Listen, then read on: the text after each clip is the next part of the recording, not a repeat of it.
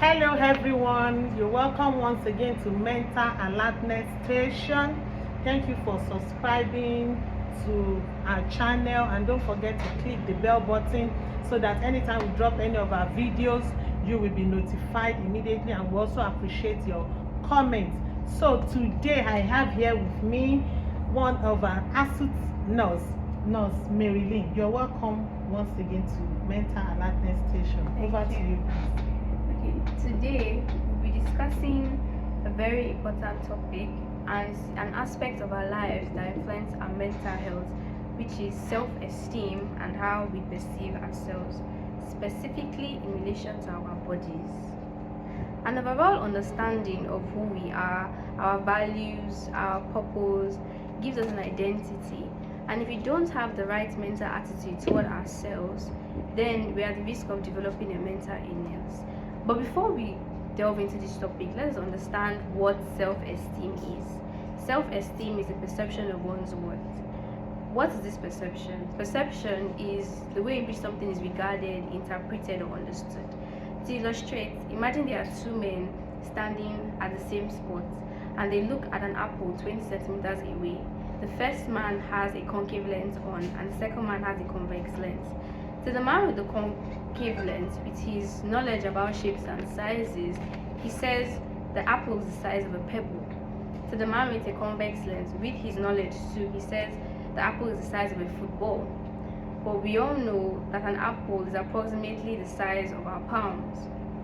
Who then is right and who is wrong? This is what a perception is. Many of us are plagued with a disease, a dysphoria of our bodies, and therefore we do not have the right perception of who we are. You see, our bodies are designs of an intelligent creator, from the structure of our minds to the machinery of our hearts to the skeletons that coordinate our movements, that enable us to move, to live, and influence our emotions, our desires, that make up the individual that we are today. No wonder the Bible tells us that we are wonderfully and fearfully made. Sadly, we don't integrate all these aspects of our lives to understand our true worth. Rather, we narrow our worth to only parts of our bodies, the shape of our nose. It could be the size of our waist, the length of our neck, the size of one leg compared to another.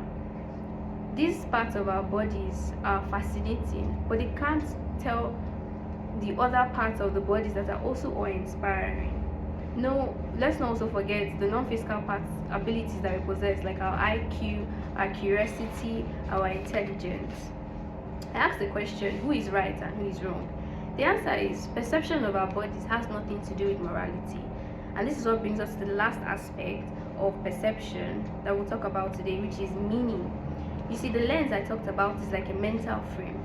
And the mental frame is, to the men, is what appears to them that they see. The men take the information that they get from that mental frame and they compare it to the knowledge bank in their head, in their mind. And this knowledge bank is influenced by the media, by our friends, by our culture, by our beliefs. And so when they compare the information from that mental frame with concepts in the knowledge bank, and it fits like a jigsaw puzzle, it forms a meaning which we can then call perception. The way we know that an apple approximately fits the size of our palm is the way we know the ideal body type that is promoted in our society today, which is the slender and the thin, to the body built with exaggeration on chiseled jaw and breasts and bones.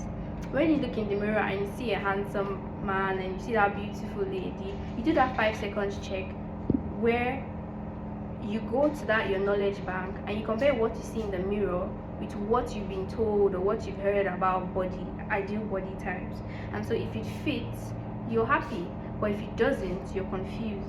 Life is a gift and our bodies are vessels that carry us through. When we are born, there's nothing in worth that we are lacking. If along the way we've adopted unhealthy lifestyle, the simple thing to do is just replace those lifestyles. If it's obesity, if it's addiction, we can cultivate self-control, we can have balanced, eat nutritious balanced diet, have balanced physical exercise, and that will do the trick. But if you choose to move with every type of body type, ideal body types that come now and then you're the one that will lose out.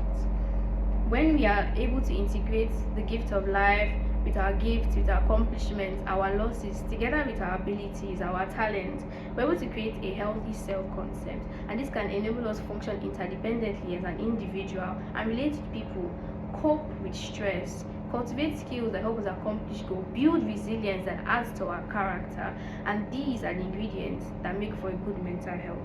As we look through each and every one of our lenses, let us accept ourselves for all that we are, endeavor to maintain a balanced view of ourselves, and if need be, let us adjust our lens to see all the perspectives that could be.